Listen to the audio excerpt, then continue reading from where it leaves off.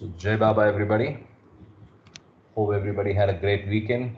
We had a great weekend with the meditation, I'm sure.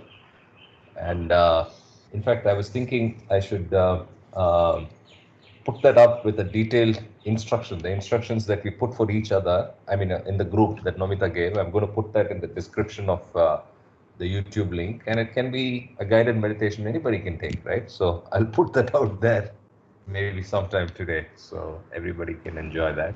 I found that nice. Yes. Yesterday With that, also I attended yeah, go ahead. the Mumbai one also. They had one But at 5:30. I yeah, missed that. that's On the road. that's Was very it nice? beautiful actually. Try every Sunday they are going to do it Okay. seven consecutive Sundays of the 7 types of meditation that Baba has described. I think Okay. the table that we referred to. So yesterday it was on personal, basically looking at the face of Baba and then you meditate, and the way Nomita had taken us through a journey. So it's similar. So it was very good actually. Try it Great. out. Yeah, Great. Jai Baba. Sure. Thank you. Do they have a link on that? Did they have a video? I mean, it was posted in our. It was posted that in was our. fine. But they have a video of it? We don't know. If you Video, find I'm it, not. please. I'm not sure. If I'll anybody find out. finds it, please post it because I'll let's find try out. to. Yeah. I'll definitely. I'll sure. Yeah. I had that in mind and I was on the road at 5:30. I could not. So. Okay. Yeah. I'll find out. Yeah. Jai Baba. So, given Ashok's internet is behaving, Ashok, it's your turn. Jai Baba. Okay, for Reading 7 realities. yes. Can you see my screen? Yeah.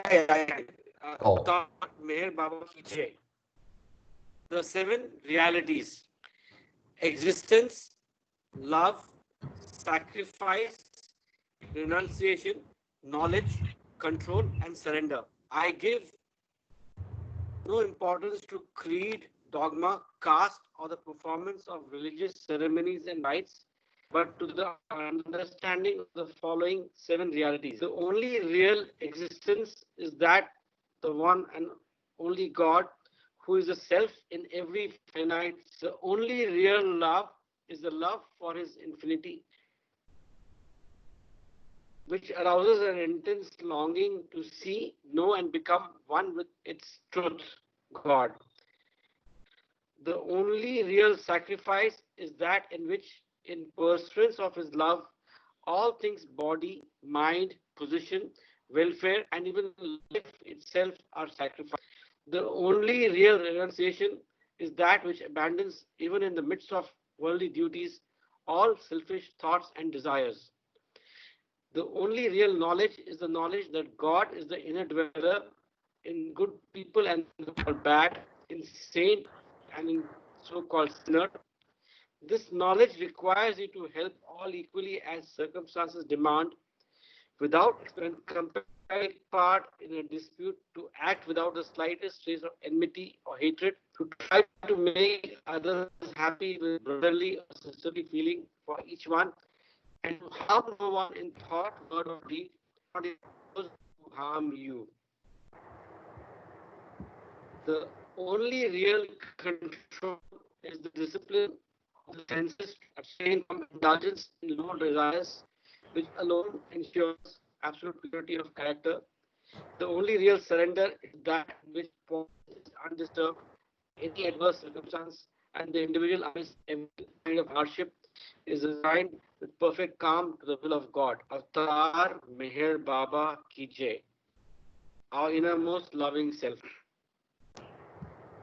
Jai Baba.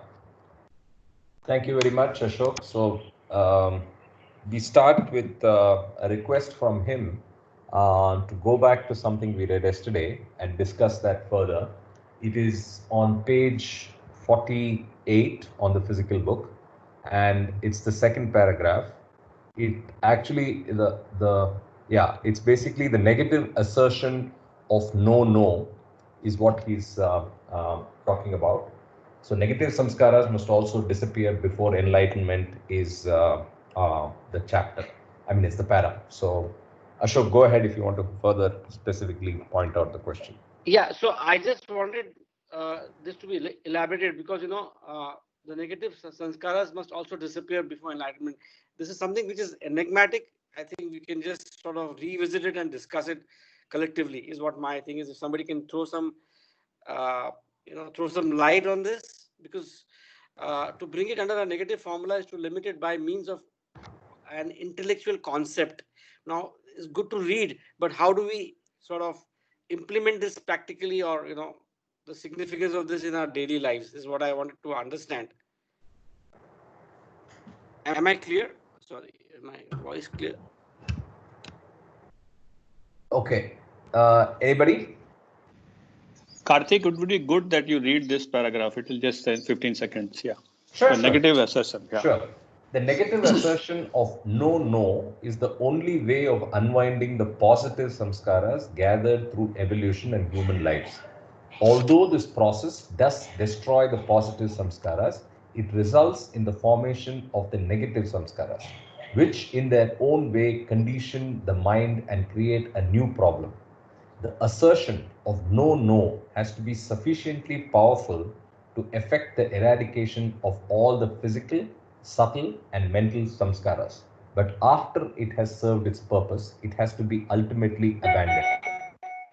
The finality of spiritual experience does not consist of bare negation. To bring it under a negative formula is to limit it by means of an intellectual concept. The negative formula has to be used by the mind to decondition itself, but it must be renounced before the ultimate goal of life can be attained. Right?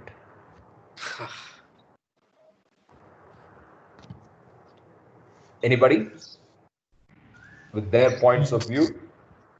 Jay Baba, this is Kama here. My observation is that neti, it's just another tool. It is like a Advaita Yoga thing, not this. By the process of negation, you come to nothingness. So that is one way of looking at it. Now, that is a very intellectual concept. The question is how to put it into practice. I think in physics, we have always, the scientists have always said, the laws of nature are very simple, but our mind wants to look at life in a very complicated way. I think if you look at human beings, our fallacy is that there are simple solutions, but we tend towards complicated stuff. So my only suggestion to Ashok is, if we follow the principles in how to love God, 7 realities, and so on and so forth, and like I said, reflect upon it at the end of the day or on a daily basis, that itself would be good enough. This is my understanding. Jai Baba. Yeah, Ashokji, from practical perspective, as Baba in the chapter also it was written regarding, for example, for food, that we have a craving for good food. So you get away from them, avoid falling into that lust for tasty food. But ultimately, that's not only the aim. Ultimately, you have to get off. It should get renunciated by its design. You don't even have the liking in the end of it. So just an example, maybe very simplistic, but Right. Neti. Jai Baba. Jai Baba. Just to add on to what Nigam said, I would look at it from a different perspective. People who have done Vipassana would watch for this. There's a principle there. Observe, don't react to pleasant sensations. Observe, don't react to unpleasant sensations. Observe, don't react to no sensations. Now, what does that mean? Because sensations come and go, they are like waves. Now, I know Ashok's temptations or weaknesses, as Oscar Wilde said, I can resist everything but temptation. So he's always been asking, like, Kama, what do I do about temptations? I said, we are in the same boat. So when I did Vipassana, I found it very confusing. What do you mean, observe, don't react? And what I've understood is that today, if you have the best cup of coffee, it's good to enjoy it. But don't put an impression in your mind that tomorrow I got to have the same sensation. That is the difference. That you have to, there's nothing wrong in enjoying. There's nothing wrong in having a good glass of wine, but don't get addicted. It's renunciation of action, not renunciation action. It's a very subtle thing. Jai Baba. Good one, Kavaji. Jai Baba. Good. Jai Baba, fair point. Can I add one point? If somebody else wants to say, go ahead. Yeah, go ahead, Ravi. There's nobody else. Well, there's nothing to worry about practicing negative sanskaras now, because we are with positive sanskaras, negative sanskaras, natural and unnatural, unless somebody is very close to the sixth plane. All I have to do is, what do I need to do now to remove the sanskaras? And we all know loving Baba and leading a rightful life, whatever Baba wants us to lead as per all the fundamentals laid out by Baba. If we do that, sanskaras will be automatically relieved. Now, first of all, we have to understand, how are we creating these sanskaras, whether positive or negative? It is the I, feeling of I, doing any action to satisfy the simple self, that causes the sanskaras. And all the sanskaras can be categorized into positive and negative. What we have to practice is, how can I remove this I-ness while I'm doing any action, while I'm doing thinking? How can I remove that? That is what we have to practice. And that's not easy, because it is again the I-ness we have to use, not to use I. It's kind of a little difficult, but that's what Baba wants us to, not to use I-ness. That is the fundamental thing. If the I-ness is removed, if you think everything what you do is for Baba, as Kama said, if you want to have a nice cup of coffee, what we have to feel is, it's Baba who enjoyed the coffee, not I. The moment you think I enjoyed the coffee or I enjoyed a glass of wine, that's where we are creating the sanskaras. When you have coffee, when you enjoy it, you think it's the Baba who enjoyed it. And don't attach anything to that. This is the attachment that we create these sanskaras. Then we don't have to worry about whether it is neti neti or no no, yes yes, or anything. That's what I want to say. Yeah. I have a question based on what Dr. Ravi said. Now, I agree to your point that it said that in my wish, Baba said, when you're happy, think Baba wants me to be happy. That is also a kind of a cultivated thing. I think we have to go beyond that and become self-aware. Otherwise, it will become like a mind game. Oh, I'm not having coffee, it's Baba is having coffee. So I think we have to be very contextual. Bottom line is, Baba is our own self. I think we are getting enamored by the form and getting stopped at the door. We are not going inside into the, center. So this is something that I struggle with. So when people just take Baba's messages literally without looking at the context, so there has to be practical examples, just quoting messages, because they change based on the context. That's my understanding. Jai Baba. Yeah, I think that's I'm a good sorry, point. Kama, what is that you struggle? I missed the point. The struggle I'm saying is, cultivating that habit of saying every time, oh, this is Baba doing, I am not doing it. Because when we read God Speaks, there is something called the real ego and there is the false ego. There is the real I and the false I. Of course, these are all terminologies to kind of, communicate and also talk to ourselves. So my point is that if I try to cultivate that habit of saying that I am not doing it, Baba is doing it, I think Baba, our innermost loving self, let's not stop at Baba because it becomes a third party. So we are stuck in the sixth plane in duality. Why not go beyond that and say, it is myself, I am taking responsibility. Baba's messages are basically to facilitate the process, but we have to go beyond and keep, focusing on Baba. I think Baba is our own self. So let's try to go into ourself. That's my point. I think you got a very good point. We have it or we didn't have it? Who had it? I think you got a very Baba good having, point. we are having. Because it's very simple. I mean, the point is the love is already latent in us. We got a headache or a cancer called the ego. It has nothing to do with love. It has to do with the elimination of the ego. Baba is pure consciousness. What we are trying to do is, can I get into my natural state, which is pure consciousness? And that is all this whole process is all about. So I think I'm looking from a different point of view, from the opposite side, rather than looking So at when I love, drink I'm looking at coffee, ego.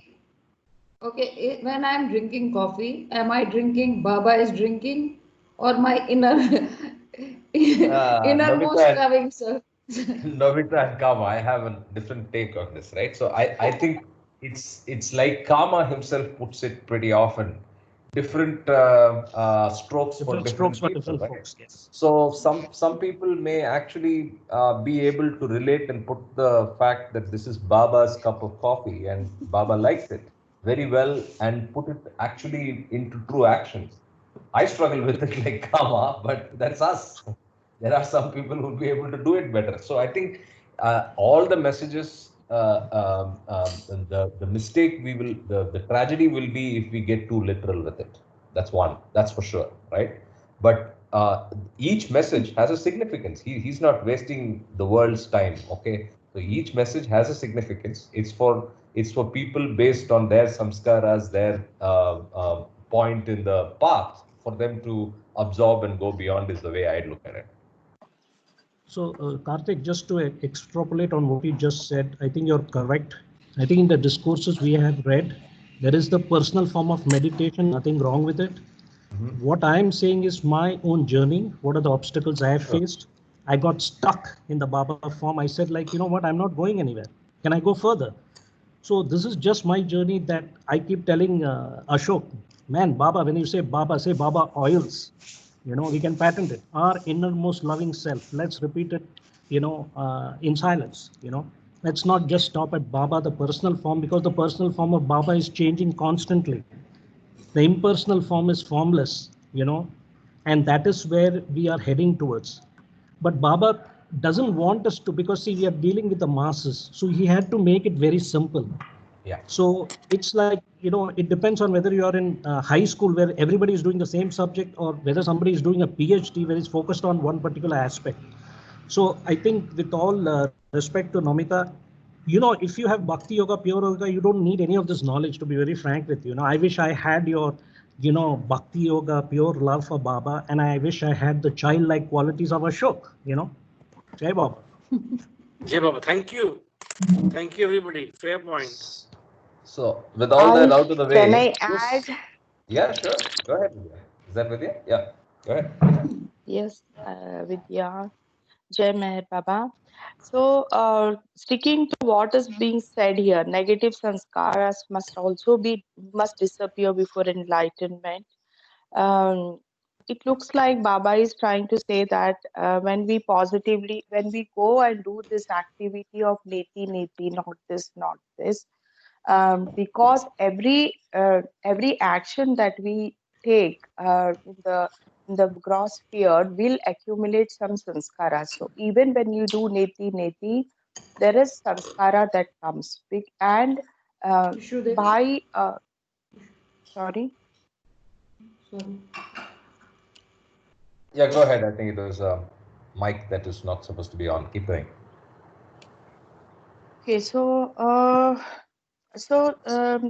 Baba says that when we do neti, it also gathers certain sanskaras unknowingly, because when we try to, it would also be amount to not taking any action when we are in a particular situation. When we do neti and say don't do anything, just be watchful and be an observer. Even in that sphere, there are subtle sanskaras or mental sanskaras. So gross sanskaras would come only when we take some action, but the subtle sanskaras and mental sanskaras would obviously form even that at that stage. So while we are avoiding accumulation of sanskaras in the gross sphere, there would be a sanskaras that would come. Even those need to be burnt. So that is something which Baba is talking about. And this negative formula may not completely wipe off the sanskaras itself. The second thing, what Kama said about, he said deliberately saying the Baba is drinking, Baba is eating, and all. It is like, yeah, just when you just say this to yourself, maybe we are in the elementary stage of telling ourselves and practicing it, like, do this, say this, keep saying it, so that other unwanted thoughts do not come. When you say this, you have filled your mind with that thought that Baba is doing it. So unwanted thought does not come. So it is a way of engaging the mind and diverting the mind to a different thing, so that the mind does not get into other thoughts and activities. So, however, the total burning of sanskaras, when we go back to chapters of sanskaras and various forms of sanskaras, we should not forget that higher and broader perspectives still prevail. So everything, though we will try hard to do this, maybe that final annihilation of sanskaras happen at a very different level, and it is a different game altogether. So human beings cannot do anything but to naturally respond to situation in their most natural way and just be genuine about it. That helps a lot to burn the sanskaras. Thank you, Jai Baba. I think Thanks, the concept of actually, go ahead, Sanjay. Yes. I think concept of neti neti, if we understand, is also helps us not to put our thoughts into action. So that's what Baba explained in the earlier one. If you stop acting on them, it is connected with the neti concept of neti neti. That's what I feel. Jai Baba, and that weans off the sanskars slowly and over the years. Yeah. Correct. But I liked what Vidya said as well. I had one question. So I understood it exactly the way you said, but I stopped short of jumping in because I was not sure if that's what he's referring to as negative samskaras. So the negative samskaras are the samskaras that came from the neti neti formula being applied, and even those need to get burnt away. Is that what you're saying, Vidya? Yeah, Karthik, you're right. I'm not disagreeing with anything that is said in the earlier chapters. I'm referring to what is there in human control. We read all these things. Baba is working. Definitely Baba is working and he's doing what he should do. But there is certain things that human beings are doing. And when we are understanding this, I just said this, that yeah, even when we do neti neti, there are such sanskaras are forming. Great. Yeah, thank you. Great, thank you very much. So with that, let's get back to reading. Karthik, one quick one, just to expand. One of the things that Tushar had mentioned, which was very correct, he was talking about the individuality, So even after self-realization, if you have, when you read the God Speaks and Discourses extensively, you'll realize that the individuality of the soul, even after God realization happens. And in one of the chapters, Baba says, if the individuality was not there, because we are all one self, if one self attains self-realization, then every other self would have attained God realization. It's a very, very interesting point, to dwell on. That is why it's important that as an individual, we should use our self-awareness, all those things, So that is the point. It's not to, as Vidya said, these are all, processes. But in the end, we have to do our duty, in terms of following Baba's thing. Jai Baba.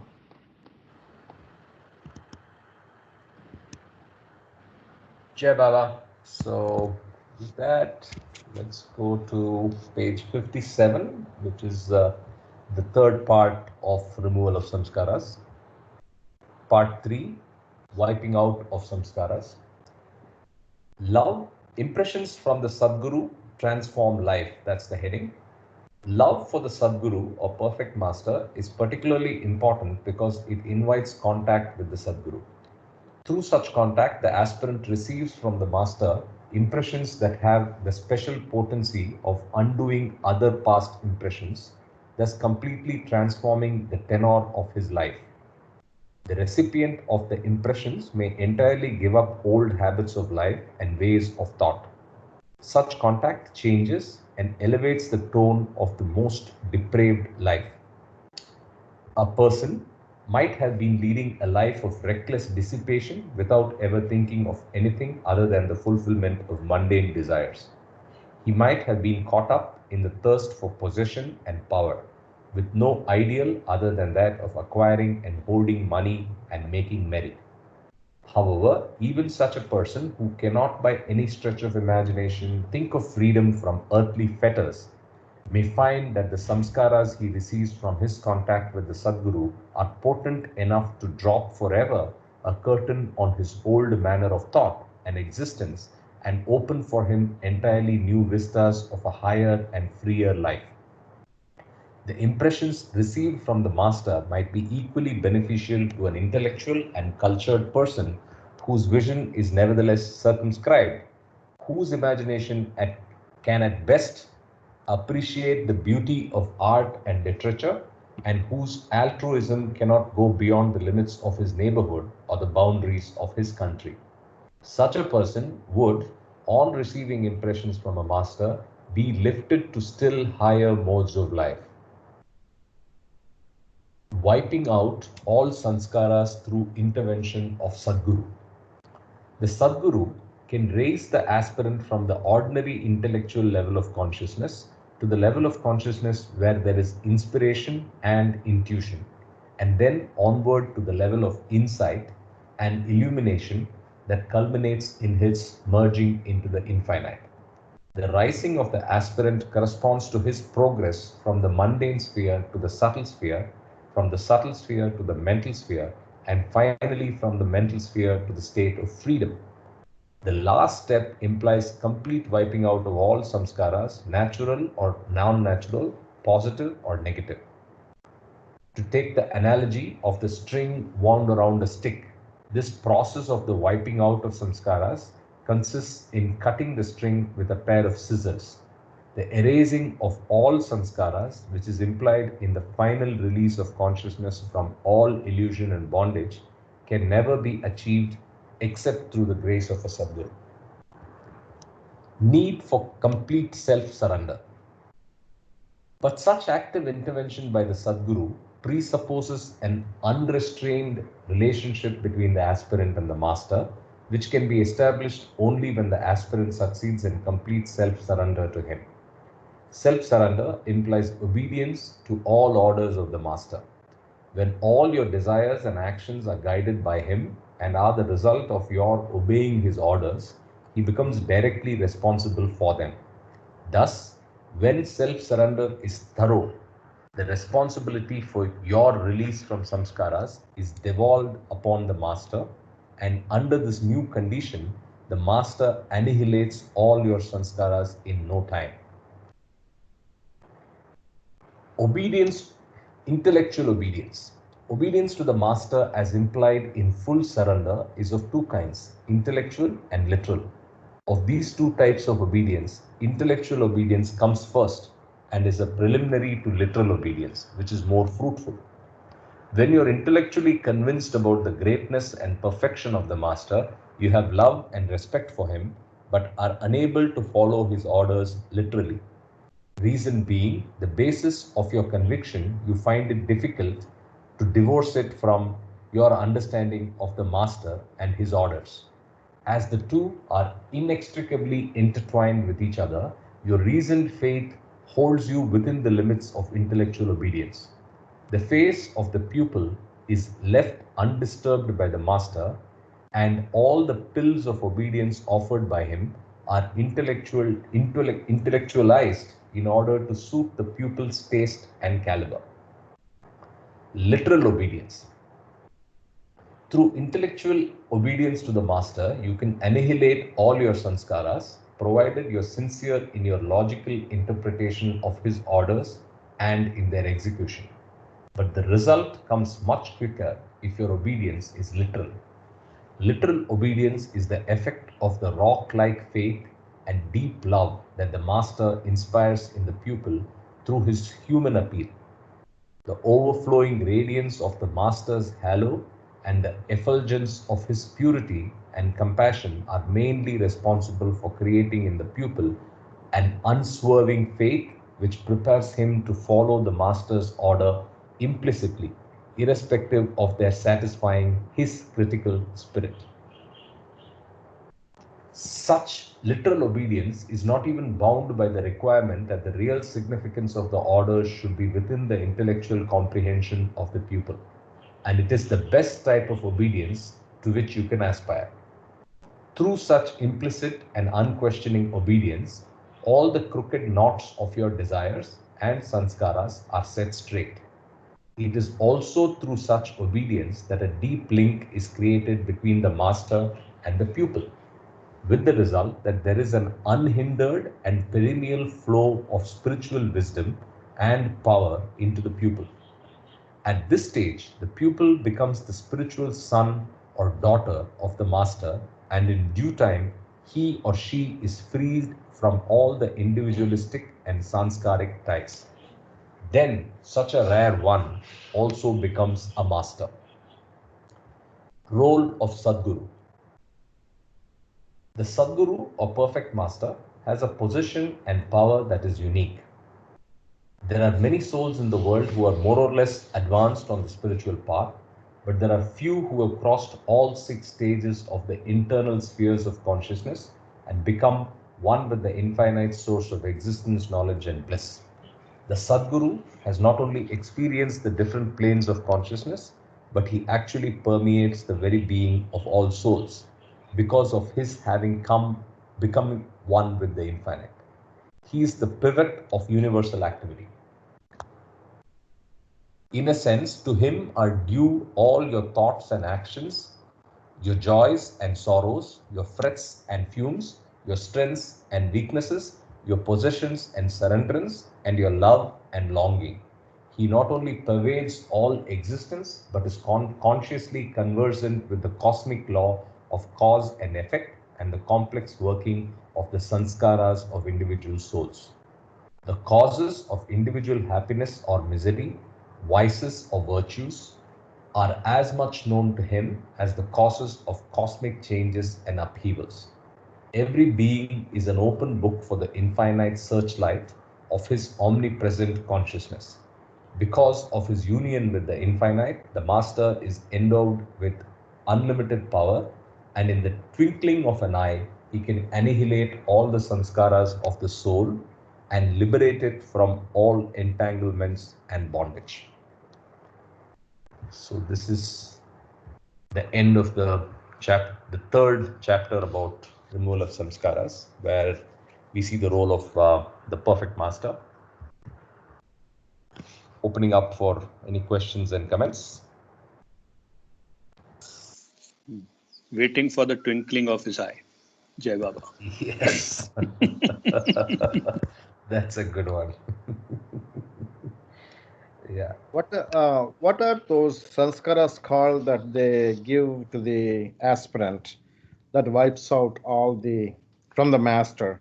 Are those Vijnana samskaras? I'm kind of spaced out with the term. Kind of curious to know the term. Anybody remembers, please? I think Vijnana samskaras are the samskaras of the perfect masters after they have got to that stage. It's not for it's not for us. It's for the perfect masters, unless I'm wrong. No, I think you're right. Yes. I remember now. Yeah. You're right. So Vijnana samskaras and one more. Karthik, it's an error. I don't want you to make too many mistakes. Okay, go ahead. Dr. Ravi's question, if I understood, he was talking about Vijnani sanskaras, or if there are any sanskaras that are given to the aspirant when the perfect master is trying to dissolve those sanskaras. The interesting thing is that God Speaks doesn't talk about these 3 different sanskaras except in discourses, in the avatar page or wherever. There are 3 kinds of sanskaras. The prarabdha sanskaras, which we all have. The Vijnani sanskaras are something that is when the avatar descends with this 122 inner circle, he brings with him the Vijnani sanskaras, and it's not known to them. So once the unveiling happens of the avatar, the Vijnani Sanskaras get converted to Yoga Sanskaras. Yoga. So perfect masters or individual souls who become self-realized and become Sadgurus or Madzubs, they all operate on the Yoga Sanskaras based on the divine will and the divine script, because they all have different functions. So the Yoga Sanskaras don't create any kind of impressions like the ordinary Sanskaras. So Vijnani Sanskaras happens before the avatar is unveiled, and Yoga Sanskaras happens after God realization for both the avatar and the perfect masters. Jai Baba. Thank you. Perfect. Thank you very much. Ravi, I hope that answers your question. Are you on mute? I think you are. Yes, you are. You're on mute, Ravi. Sorry. I think in discourses there are differences between the Vijnana Samskaras and Yoga Samskaras, one of these chapters. But the question I had was, what are the sanskaras do we get from the master that wipes out all the regular sanskaras? Is there a term for that, or I'm kind of spaced out on that? That's my question. Jai Baba. This is Kama again. Based on my reading, I've never come across any of those kind of things. Jai Baba. We'll give it detergent to sanskaras. Hey, no, let's just leave it as twinkle, man. I can lay a bet. Ravi, name doesn't matter. I can lay a bet of $1,000 or $10,000 with you. How about that? That's being very practical. You put where your money where your mouth is, like they say. So I always play bets. When I'm very clear, like I play poker. So anyway, sorry, I'm just trying to kid. One more thing, Karthik, I just wanted to mention, in this chapter, since there was no, that was a good question. I just, even though I'm not supposed to make any comments, but I just want to show you a practical example of intellectual obedience and literal obedience. It happened to me when Baba came to me in 97th Rupee Townshend. It was an intellectual attachment, attraction. Baba answered all my intellectual fill in the blanks, but I had to wait till 2009 where Baba had to turn the key. So literal obedience only happens, in my understanding, when the grace and blessing of Baba happens. That's the difference I have experienced myself. Jai Baba. Absolutely. Jai Baba. Great. Thank you. So with that, we will continue our journey on to the next chapter, which is 60 on page 61 on those of you on the physical book. It's called Good and Evil. And I continue. Evaluation of experience through opposites.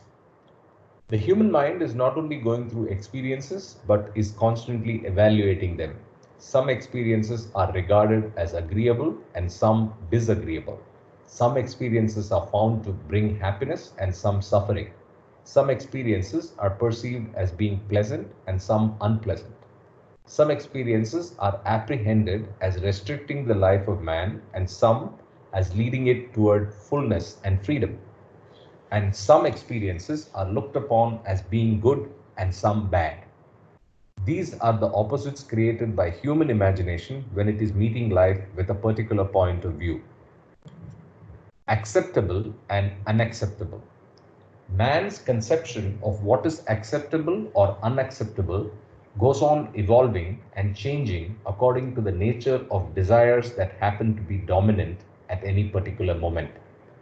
But as long as there is any kind of desire in his mind, he is impelled to appraise his experience in relation to that desire and divide it into two parts. The one contributing towards its fulfillment and therefore acceptable, and the other tending to prevent its fulfillment and therefore unacceptable.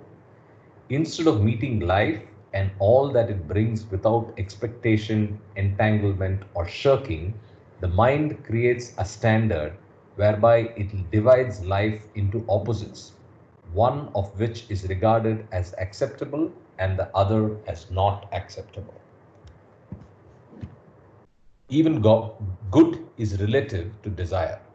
Of the opposites created by the human mind, the division between good and bad is spiritually most significant. It is based upon man's desire to be free from the limitation of all desires. Those experiences and actions that increase the fetters of desire are bad, and those experiences and actions that tend to emancipate the mind from limiting desires are good. Since good experiences and actions also exist in relation to desire, they also bind in the same way as do bad experiences and actions. All binding can truly disappear only when all desires disappear. Therefore, true freedom comes when good and bad balance each other and become so merged into each other that they leave no room for any choice by the limited self of desire. Man starts with animal samskaras. Although in humans consciousness is fully developed, one finds in it a preponderance of bad elements, since at the subhuman stages of evolution, consciousness has been chiefly operating under limiting tendencies like lust, greed, and anger. The experiences and actions created and sustained by such egocentric tendencies have left their imprints on the developing mind, and the mind has stored these imprints in the same manner as film records the movement of actors. It is therefore easy to be bad and difficult to be good. Animal life from which human consciousness emerges is mostly determined by animal lust, animal greed, and animal anger, though some animals do at times develop the good qualities of self-sacrifice, love, and patience. If all the accumulated animal samskaras had been bad and none good, the appearance of good tendencies in human consciousness would have been impossible. Need for cultivating good samskaras. Though some animal samskaras are good, most are bad. So at the start, human consciousness finds itself subject to a propelling force that is mostly bad. Right from the beginning of human evolution, the problem of emancipation consists in cultivating and developing good samskaras so that they may overlap and annul the accumulated bad samskaras. The cultivation of good samskaras is achieved by fostering experiences and actions opposite to those that predominate in animal life. The opposite of lust is love. The opposite of greed is generosity, and the opposite of anger is tolerance or patience. By trying to dwell in love, generosity, and tolerance, man can erase the tendencies of lust, greed, and anger. Sinner and saint. The general process of freeing oneself from the limitation of samskaras has therefore to be accompanied by the process of renouncing the bad for the good. But whether a person happens to be good or bad at any given time is dependent upon the inexorable operation of his sanskaras. From this point of view, the sinner and the saint are both what they are according to the laws operative in the universe. They have both the same beginning and the same end. The sinner need not have the stigma of eternal degradation, and the saint need not have the pride in his moral attainments. No one, however saintly he may be, has attained the heights of moral virtues except after a life of moral failings, and no one is so bad as to be unable to improve and become good. Everyone, no matter how depraved, can gradually become better and better until he becomes the best example for all mankind. There is always hope for everyone. No one is utterly lost, and none need despair. It remains true, however, that the way to divinity lies through the renunciation of evil in favor of good. Limited self lives in good samskaras as well as bad. The gradual unfoldment of good brings in its train love, generosity, and peace. The good sanskaras deposited by the manifestations of these qualities overlap and balance the opposite bad sanskaras of lust, greed, and anger. When there is an exact balancing and overlapping of good and bad sanskaras, there is at once a termination of both types and a precipitation of consciousness from a state of bondage to a state of freedom. The credit and debit sides must be exactly equal to each other if the account is to be closed. But usually either the debit side is greater or the credit side is greater and the account is kept running. It is important to note that the account is kept running not only by an excess of the debit side, but also by an excess of the credit side. It can be closed only when the two sides balance each other. In the field of samskaras, such balance is a rare happening because at any particular time, either the good or bad samskaras are predominant. Just as the account can be kept running by an excess on either the debit or credit side, the life of the limited self is prolonged and sustained through the excess of either bad or good samskaras. The limited self can linger through good as well as bad samskaras. What is required for its final extinction is an exact balancing and overlapping of the bad and good sanskaras. Balancing and overlapping good and bad sanskaras. The problem of the exact balancing and overlapping of the good and bad sanskaras is not a mathematical problem of matching equal amounts. If it were purely a question of equal quantities, it could be solved solely through the persistent accumulation of good samskaras. If there is a cessation or slowing down of the accumulation of bad sanskaras, and if side by side there is an unceasing accumulation of good samskaras at a greater rate, sooner or later the good would be a quantitative match for the accumulated bad, and they would affect the necessary balancing. For emancipation of consciousness, the good and bad samskaras have not only to balance each other in strength, but there has to be a point-to-point overlapping of the one opposite by the other. So, in a sense,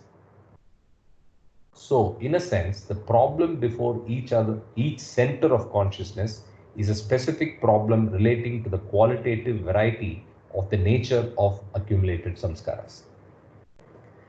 Transference of ego to good samskaras.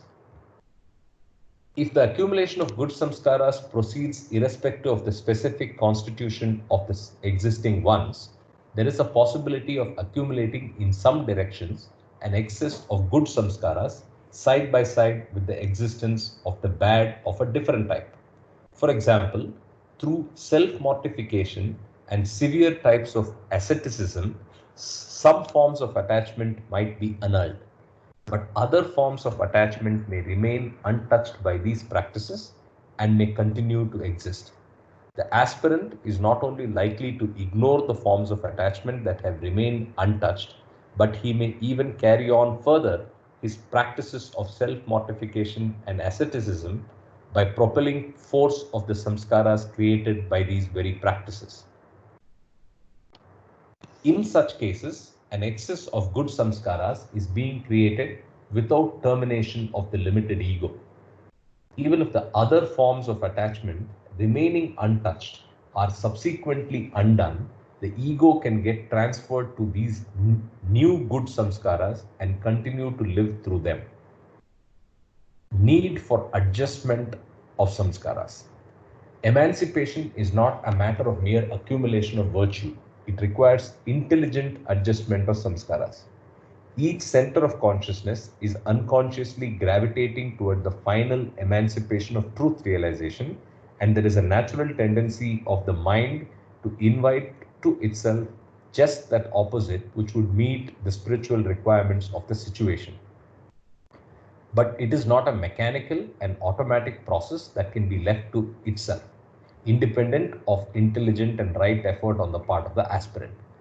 More often than not, the aspirant finds it impossible to strike upon the really needful unless he has the good fortune to have the unfailing help of a perfect master who alone has a direct and unerring insight into exactly what is necessary in a specific case. Prison of the good.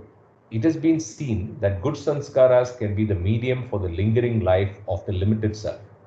When a person looks upon himself as being good and not bad, he is engaged in self-affirmation through identification with this conviction, which is a continuation of separative existence in a new form. In some cases, this new house the ego constructs for itself is more difficult to dismantle because self-identification with the good is often more complete than self-identification with the bad.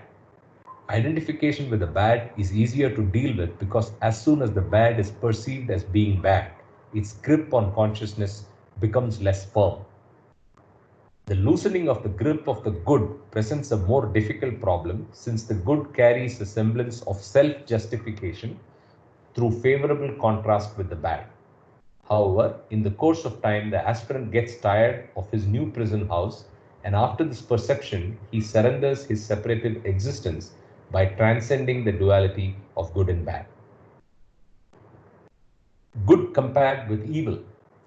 The ego exchanges the abode of identification with evil for the abode of identification with the good, because the latter gives it a greater sense of expansion.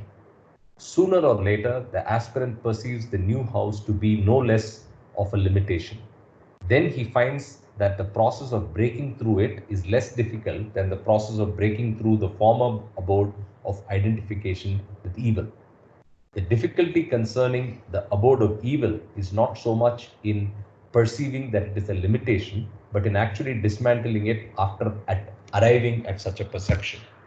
The difficulty concerning the abode of good is not so much in dismantling it as in perceiving that it is in fact a limitation. This difference arises because the animal samskaras are more firmly rooted owing to their ancient origin and long-term accumulation. It is important to note that the good binds as much as the evil, though the binding of the good is more easily undone after it's perceived as being a limitation. Analogies for overlapping samskaras. The ego lives either through bad samskaras or through good samskaras, or through a mixture of good and bad samskaras. Therefore, the emancipation of consciousness from all samskaras can come either through the good samskaras balancing and overlapping the bad, or through some good samskaras balancing and overlapping the bad, and some bad samskaras balancing and overlapping the good. If a dish is dirty, you may cleanse it by covering it with soap and washing it with water. This is like good samskaras overlapping the bad. Now, if the dish is full of grease, one way of getting rid of the grease is to cover it with ashes and then wash it with water. Ashes are one of the most greaseless things in the world, and in a sense, the opposite of grease, so that when ashes are applied to the dish soiled with grease, it is easy to cleanse it. This is like bad samskaras overlapping good samskaras. Realization free from samskaras and beyond good and bad. When there is exact balancing and overlapping of good and bad samskaras, they both disappear, with the result that what remains is a clean slate of mind on which nothing is written and which therefore reflects the truth as it is without perversion. Nothing is ever written on the soul. The sanskaras are deposited on the mind and not on the soul. The soul always remains untarnished, but it is only when the mind is a clean mirror that it can reflect the truth. When the impressions of good and bad both disappear, the mind sees the soul. This is illumination. The mind seeing the soul, however, is not the same as the soul knowing itself, for the soul is not the mind, but God, who is beyond the mind. Therefore, even after the mind has seen the soul, it has to be merged in the soul if the soul is to know itself as truth. This is realization.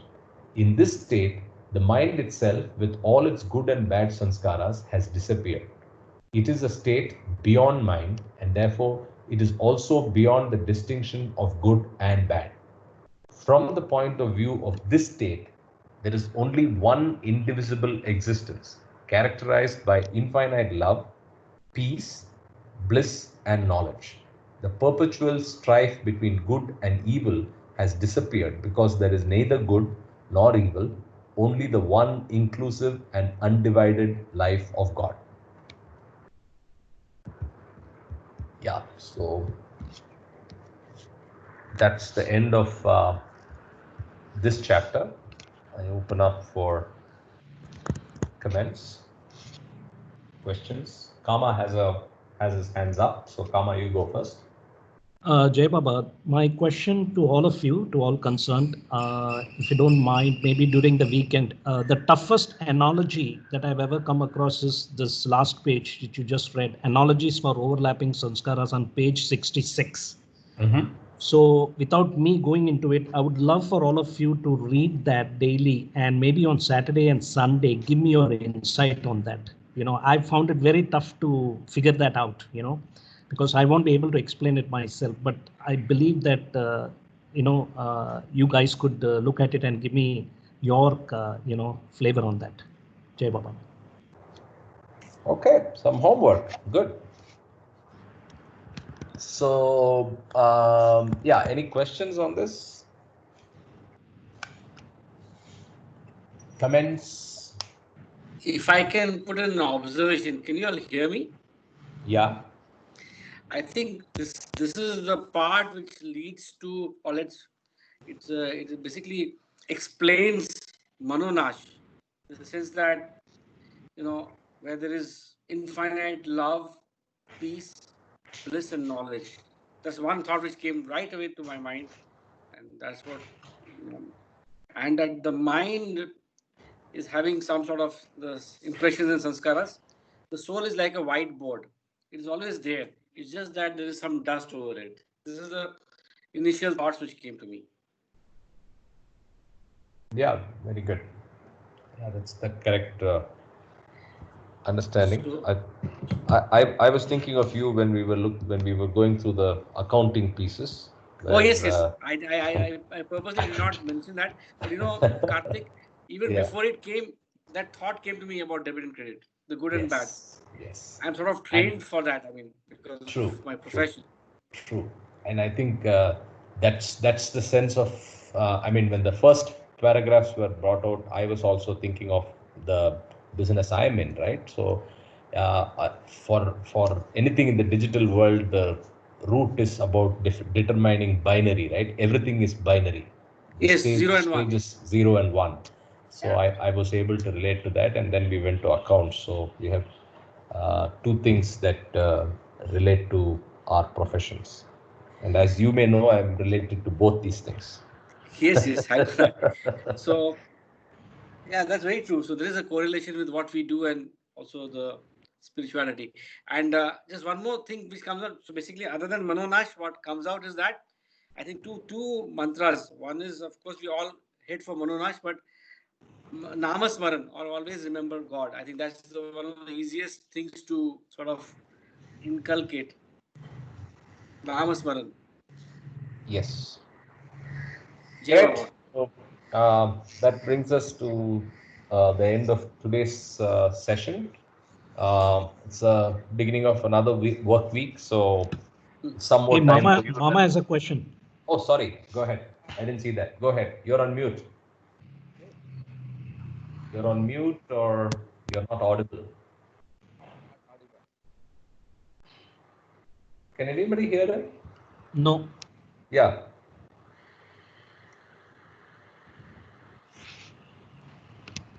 No, we are not able to hear you. Am I audible now? Feebly. Low volume. No. But yes, you are audible.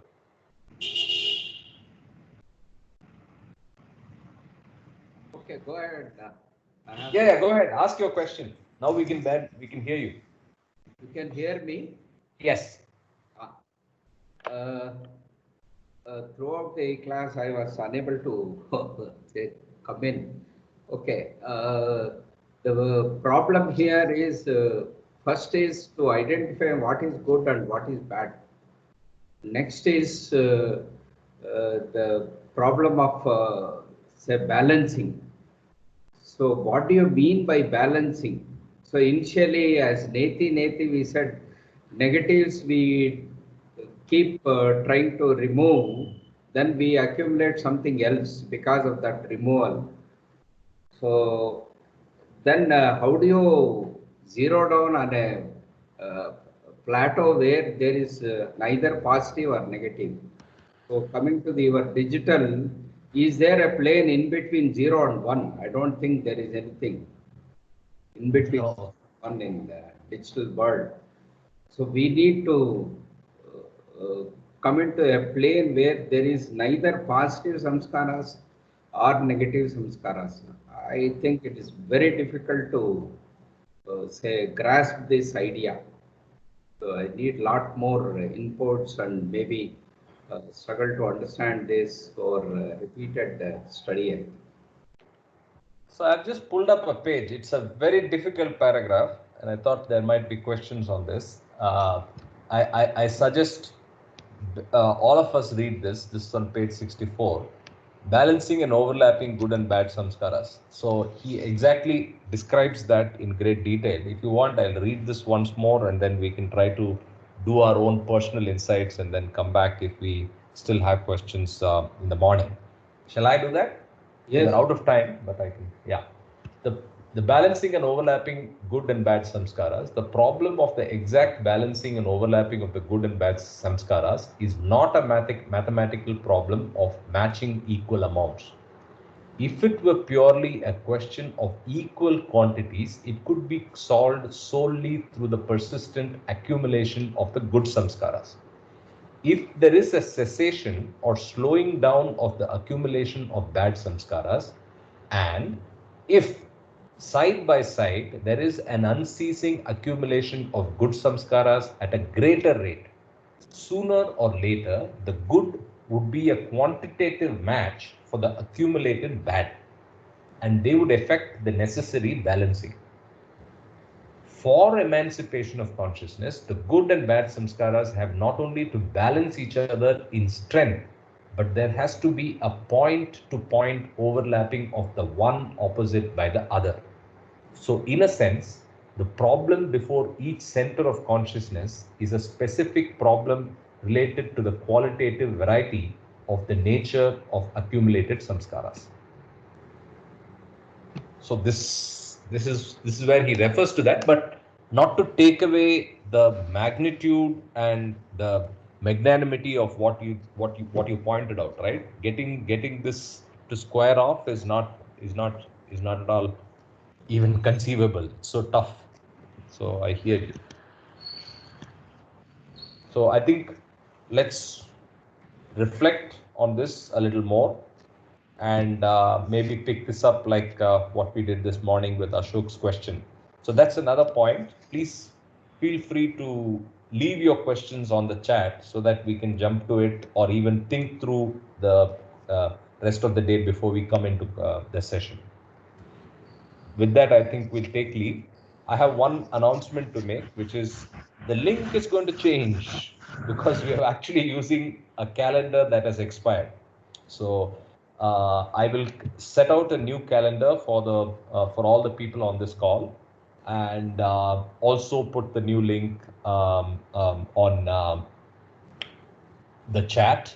Please note, I will not be able to support the Tiny URL with the same name because that's the way Tiny URL works. So please use the new link, and I will sufficiently remind everybody again in the morning so that we don't miss it. With that, thank you very much. Have a great day. Jai Baba. Jai Baba, everyone. Jai Baba. Jai Baba. Jai Baba. Jai Baba. Yeah, but